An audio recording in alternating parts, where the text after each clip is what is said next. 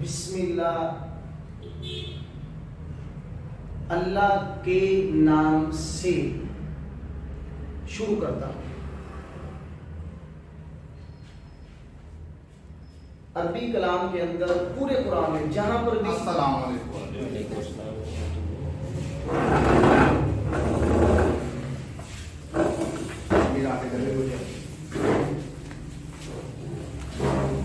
دو اسم ہوں،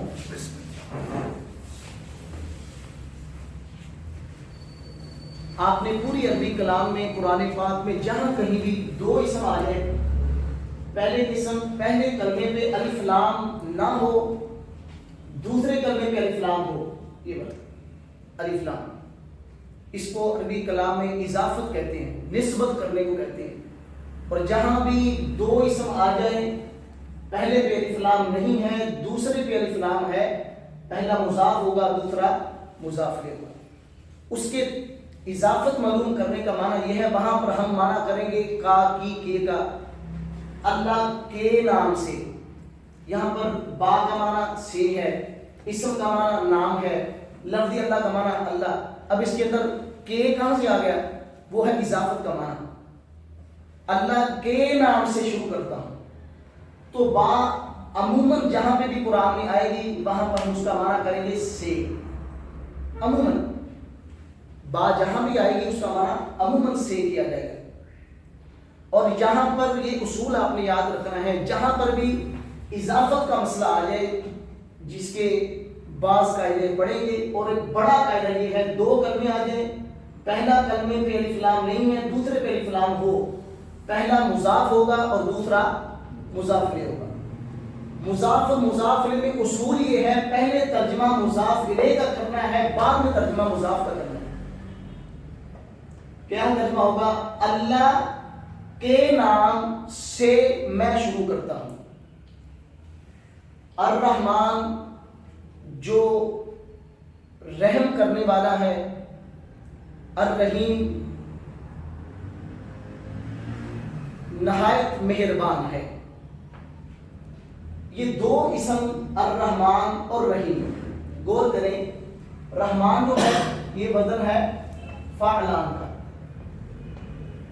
رحیم جو ہے یہ وزن ہے فعیل کا۔ پوری عربی کلام میں جو اسم بھی فعلان یا فعیل کے وزن پر آ جائے اس میں دوام کا معنی پایا جائے گا، ہمیشہ رحم کرنے والا۔ فعیل اور فعلان یہ دو وزن آپ قرآن پاک کے اندر استعمال، سمیع فعیل کا وزن ہے، بہت زیادہ سننے والا، اس کے اندر زیادتی کا بھی اور ہمیشگی کا معنی پایا جائے گا۔ بصیر بہت زیادہ دیکھنے والا، علیم بہت زیادہ جاننے والا، فعیل کا وزن آ رہا ہے۔ تو جہاں کہیں بھی فعیل یا فعلان کا وزن آئے تو یہ دو مبالغے کے بھی وزن ہیں اور صفت مشبہ کے بھی وزن ہے، اس کے اندر زیادتی کا معنی پایا جائے گا۔ تو اس لیے ہم اس کا ترجمہ کریں گے، اللہ کے نام سے میں شروع کرتا ہوں جو بڑا مہربان نہایت رحم کرنے والا ہے۔ اب بڑا مہربان نہایت رحم کرنے والا، اس لیے حالانکہ رحمان کا معنی رحم کرنے سے ہے، دونوں وزن ایک ہیں، رحمان اور رحیم۔ رحمان بھی رحمت سے مشتق ہے، رحیم بھی رحمت سے مشتق ہے، اللہ کی رحمت سے دونوں کا تعلق ہے، لیکن ان دونوں میں فرق یہ ہے کہ رحمان اللہ مسلمانوں کے لیے اور کافروں کے لیے سب کے لیے ہے، رحیم اللہ صرف مومنوں کے لیے۔ اللہ قرآن میں فرماتا ہے وَقَانَ بِالْمُؤْمِنِينَ رَحِيمًا، اللہ مومنوں پہ رحیم ہے، اس لیے رحمان کے تقاضے سے اللہ ہر ایک کو سب کچھ عطا کر رہا ہے، جو اللہ کو رب مانتا بھی نہیں اللہ اس کو بھی دے رہا ہے۔ تو ترجمہ ہوگا اس کا، اللہ کے نام سے میں شروع کرتا ہوں جو بڑا مہربان نہایت رحم کرنے والا۔ تو عربی کلام میں جہاں بھی فعلان یا فعیل کے وزن پر کوئی اسم آ جائے ہم اس میں زیادتی کا یا ہمیشگی کا معنی کریں گے، ٹھیک ہے؟ کل آپ کہہ دیجئے، فرما دیجئے، آپ نے ہمیشہ یاد رکھنا ہے پوری قرآن پاک میں کل سے کوئی بھی صیغہ آ جائے اس کو ہم کہتے ہیں امر، امر کا معنی ہوتا ہے کسی کام کے کرنے کا مطالبہ کرنا، ڈیمانڈ کرنا، تقاضا کرنا۔ عربی کلام کے اندر لفظ استعمال ہوں گے کل، اگر کسی ایک بندے کو کہنا ہے آپ کہو، اگر ہم نے کسی دو آدمی کو کہنا ہے ہم کہیں گے کولا، تم دونوں لوگ کہو۔ عربی کلام کے اندر قال یقول سے امر آ رہا ہے کل، آپ کہیں۔ دو آدمیوں سے کہیں گے ہم سیگا بولے کہ کولا، آپ کہیں کولو، تم سب لوگ کہو۔ یہ تین سیغے امر کے لیے استعمال ہوں گے۔ کل واحد مذکر کے لیے ایک بندے کو کہنا ہو آپ کہیں کل، آپ کہیں۔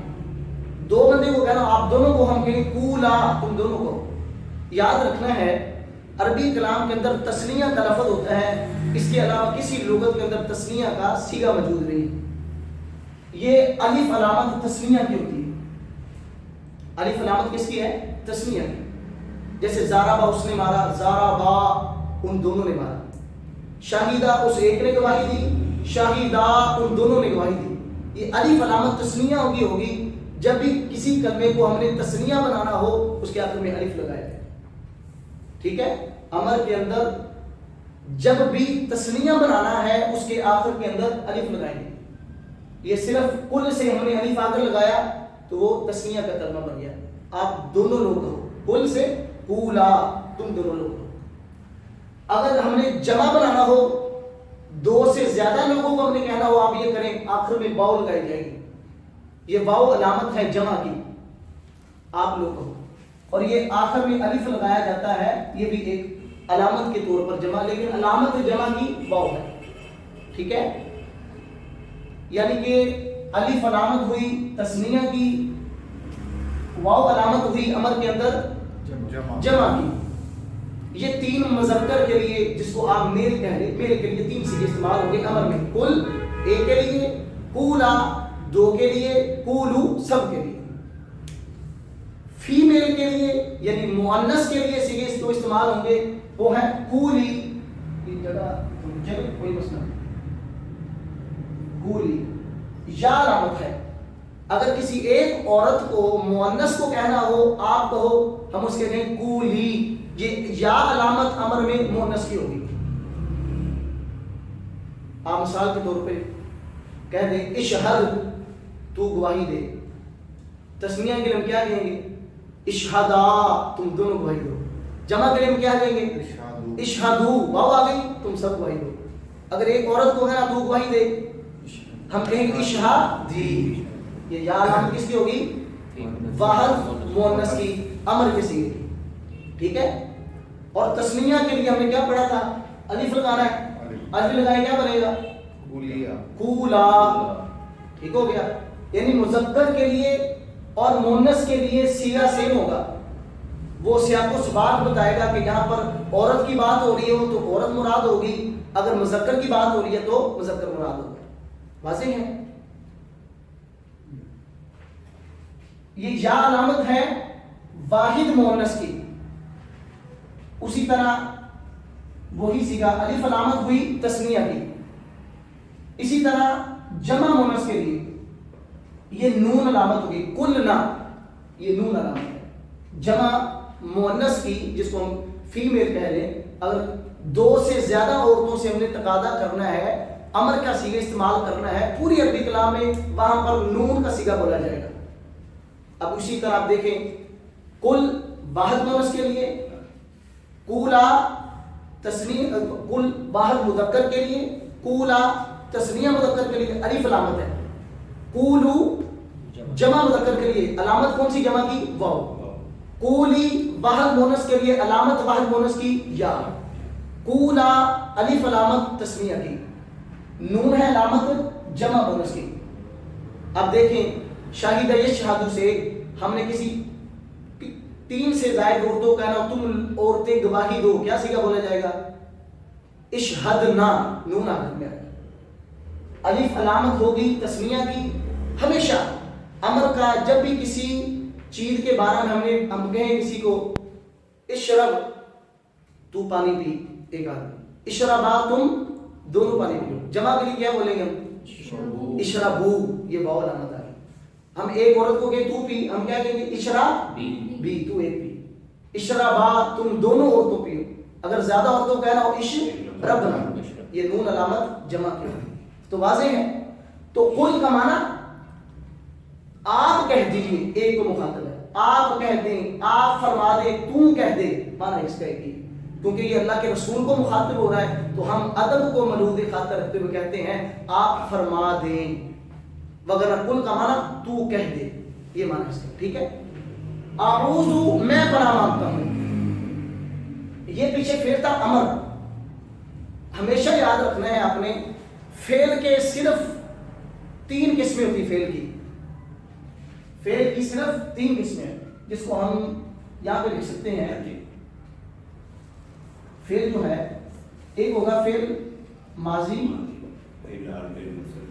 ایک ہوگا مضارع, ایک ہوگا امر. عربی کلام کے اندر قرآن میں جو استعمال افعال ہو گئے نا, جن میں زمانہ پایا جاتا ہے, فعل ہوتا ہے جو اپنا معنی ادا کرے, اس میں کوئی زمانہ بھی پایا جائے. فعل کی صرف 3 قسمیں ہیں. ایک ہے ماضی جو گزرے ہوئے معنی کو بتائے, مثال کے طور آپ کا میں نے کھایا تھا, شریبہ میں نے پیا تھا, قرأ میں نے پڑھا تھا. مضارع کہتے ہیں جو حال یا آئندہ زمانے کو بتائے, یہ مضارع ہوتا ہے. امر کہتے ہیں جو جس میں کسی کام کے کرنے کا تقاضا کیا جائے, یہ امر ہے. اعوذ ہے فعل مضارع, اعوذ فعل مضارع, اس کا معنی میں پناہ مانگتا ہوں موجودہ وقت میں. میں مضارع ہے نا, میں پناہ مانگتا ہوں. تو یہاں پر ہم یہ کلمہ یاد رکھیں گے, مضارع کے لیے مضارع کی 4 علامتیں ہیں. ایک ہے, اس کو ہم جس کو کہہ لیں آسان کے ہم اتینا کہہ لیں, اتینا. اس کے اندر حمزہ ہے, تا ہے, یا ہے, نون ہے. یہ 4 علامتیں ہیں مضارع کی. جہاں پر حمزہ آئے گا اس کا معنی ہوگا میں کرتا ہوں. اعوذ میں پناہ مانگتا ہوں. اشربو میں پیتا ہوں. اشہدو میں گواہی دیتا ہوں. جب بھی مضارع میں الف آئے گا تو اس کا معنی ہوگا میں, متکلم, واحد متکلم. میں اعوذ میں پناہ مانگتا ہوں. اشربو میں پیتا ہوں. اشہدو میں گواہی دیتا ہوں. تو جہاں بھی حمزہ آئے گا وہاں پر معنی ہوگا میں. جہاں پر بھی تا آئے گی اس کا معنی ہوگا تو. جیسے تعوذ, اعوذ سے کیا بن جائے گا؟ تعوذ, تو پناہ مانگتا ہے. تشہدو تو گواہی دیتا ہے. تشربو تو پانی پیتا ہے. ٹھیک ہے. جہاں پر بھی تا آئے گی اس کا معنی ہم کریں گے تو. یا آئے گی اس کا معنی ہوگا وہ. جہاں پر بھی یا آئے گی ہم اس کا معنی کریں گے وہ. جیسے یعوذ وہ پناہ مانگتا ہے. یشہدو وہ گواہی دیتا ہے. یأکلو وہ کھاتا ہے. یشربو وہ پیتا ہے. یشہدو وہ گواہی دے رہا ہے. تو جہاں پر بھی نون آئے گی اس کا معنی ہوگا ہم. جہاں پر بھی صرف یہ 4 علامتیں ہیں, یہ آپ نے سیکھ لی ہے پوری عربی کلام میں. سمجھ لیں پوری عربی کلام میں کبھی آپ کو فعل مضارع کے ترجمے کرنے میں غلطی نہیں ہوگی. حمزہ آ جائے میں, واحد متکلم. تا آ جائے تو, یا آ جائے وہ, نون آ جائے. ہم ابھی اس طرح پریکٹس کرتے ہیں. اعوذ ہے اس کا معنی میں پناہ مانگتا ہوں. یعوذ ہے اس کا معنی وہ پناہ مانگتا ہے.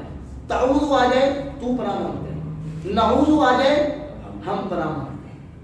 تو اب اس کا معنی ہوگا اعوذ میں پناہ مانگتا ہوں.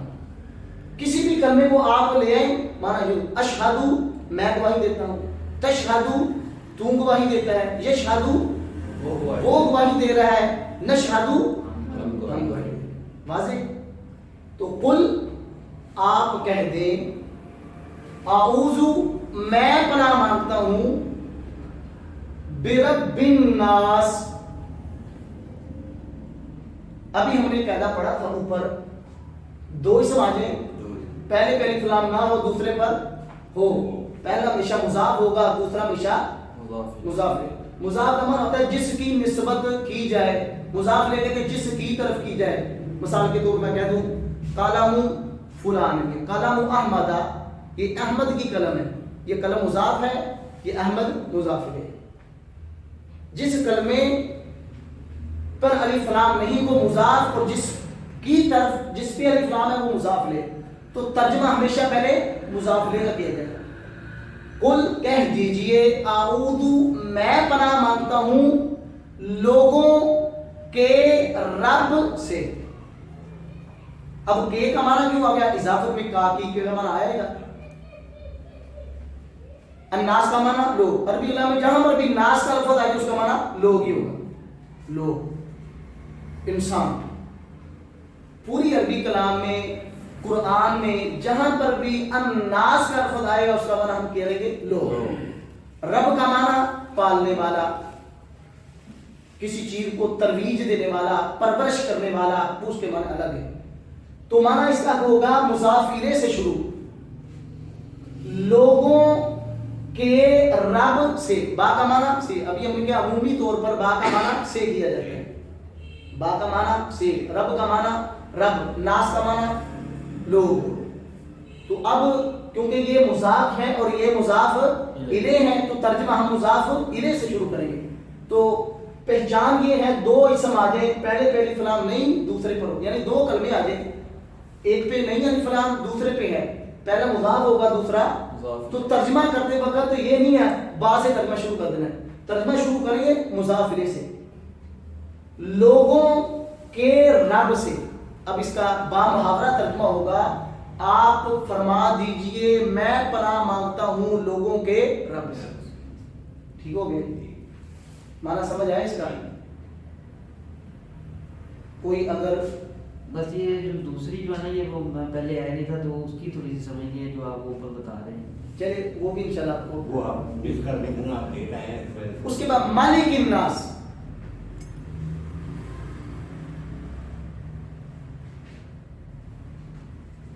اب دیکھیں دو اسم ہے پہلے پہ الف لام دوسرے پہ الف لام ہے مضاف داخل ہو گیا. ترجمہ کیا ہوگا؟ لوگوں کا بادشاہ. یعنی جو لوگوں کا. ترجمہ کس سے شروع ہوگا؟ ناس پہ کیونکہ اس پہ الف لام نہیں ہے. اس پہ الف لام یہ مضاف ہے اور یہ مضاف ہے. ترجمہ مضاف سے شروع ہوگا جو لوگوں کا رب ہے بادشاہ ہے. سوری مالک کا نام بادشاہ حاکم ہے. ٹھیک ہے. اب فاعل کا بدن یہ بھی صفت مشبہ کے لیے استعمال ہوتا ہے مالک. اسی طرح الہ الناس دیکھ لیں اس میں بھی پہلے کلمے پہ الف لام ہے نہیں ہے. دوسرے پر ترجمہ جو لوگوں کا معبود ہے. ترجمہ مضاف الیہ سے شروع ہے کیونکہ دو کلمے آگے پہلے پہ الف لام نہیں آ رہا ہے دوسرے پر الف لام آ رہا ہے اس لیے ترجمہ ہم مضاف الیہ سے شروع کریں. یہاں پر ایک بات ذکر کرنا میں ضروری سمجھتا ہوں. عربی کلام میں ایک ہوتا ہے معرفہ ایک ہوتا ہے نکرہ. معرفہ ایک نکرہ. معرفہ کہتے ہیں خاص چیز کو. میں اس کہوں حاضر کتاب یہ کتاب کتاب کوئی بھی کتاب. جس کلمے پر الف لام آ جائے وہ معرفہ ہوگا ہمیشہ. اس کا خاص معنی کیا جائے گا. جس کلمے پر الف لام آ جائے وہ ہمیشہ معرفہ ہوگا. اس کو ہم معرفہ کہیں گے. معرفہ خاص چیز خاص نام خاص جگہ اس کو معرفہ کہتے ہیں. الف لام جس کلمے پہ آ جائے مثال کے طور پر کتاب کوئی بھی کتاب. الکتاب خاص کتاب. رجل کوئی بھی آدمی. الرجل خاص آدمی. قلم کوئی بھی قلم. القلم خاص قلم. تو جس کلمے پر بھی الف لام لگا دیا جائے وہ معرفہ ہو جاتا ہے. معرفہ کا معنی اس میں تخصیص کا معنی پایا جاتا ہے, وہ خاص کلمہ ہو جاتا ہے. اور جس کلمے پر الف لام نہیں ہے عمومی طور پہ وہ نکرہ ہوتا ہے. ٹھیک ہے, نکرہ کا عام چیز کو, کتاب کوئی بھی کتاب, عمومی طور پر نکرہ پہ تنوین آتی ہے, عمومی طور پہ کتاب کوئی بھی کتاب, راجل کوئی بھی. تو اس کا معرفہ نکرہ کا کیا فائدہ ہوتا ہے, انشاءاللہ ابھی ہم اب ایک دو سبق کے اندر آپ کو پہچان ہو جائے کہ معرفہ نکرہ میں کیسے ہم فرق کریں گے. ٹھیک ہے, پڑھے آگے یا بڑے چلیے یہاں تک واضح ہو چکا. آپ کہہ دیجئے میں پناہ مانگتا ہوں لوگوں کے رب سے جو لوگوں کا بادشاہ ہے, جو لوگوں کا معبود ہے. الہ کا معنی معبود, آپ جہاں پر بھی الہ لفظ آ جائے آپ نے اس کا معنی معبود کرنا ہے. لا الہ الا اللہ, کوئی معبود نہیں سوائے اللہ کا. الہ کا لفظ جہاں کہیں بھی آ جائے, وَإِلَٰهُكُمْ, تمہارا معبود الہ واحد ایک ہی معبود ہے. تو الہ کا معنی معبود جہاں پہ بھی آ جائے, شروع کلام میں, درمیانے کلام میں, آخر کلام میں, اس کا معنی ہمیشہ معبود کیا جائے گا. ٹھیک ہے,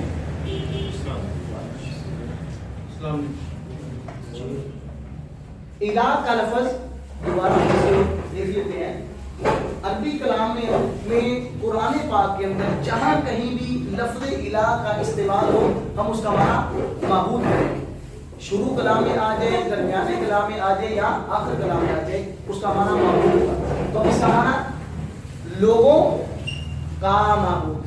اب کا کیوں معنی اس کا کیا, کیونکہ یہ اضافت ہے. دو اسم آگے, پہلے پہ الف لام نہیں ہے, دوسرے پر الف لام ہے, یہ مضاف ہو چکا, اس لیے اس کے اندر کا کی کے کا معنی پایا جائے گا. اس کا معنی لوگوں کا معبود. ٹھیک ہے, اس کے بعد